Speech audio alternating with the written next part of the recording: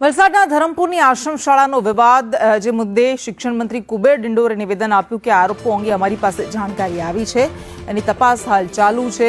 આદિજાતિ વિભાગમાં આશ્રમ શાળા ચાલે છે, કેટલાક તત્વો આવું કરે છે તે ધ્યાને આવ્યું। આદિજાતિ વિભાગ અને એમાં આપણી જે વ્યવસ્થા જે આશ્રમ શાળાઓની જે ચાલે છે, દૂરદરાજના વિદ્યાર્થીઓને ઘર આંગણે નિવાસી શિક્ષણ મળે એના માટેની વ્યવસ્થા છે અને એનો લાભ ગરીબ ઉપેક્ષિત પીડિત દલિત આદિવાસીને મળી રહ્યો છે, આનંદની બાબત છે। તેમ છતાં આવા કેટલાક તત્વો, કેટલીક આશ્રમ શાળાવાળા લોકો કે જે આ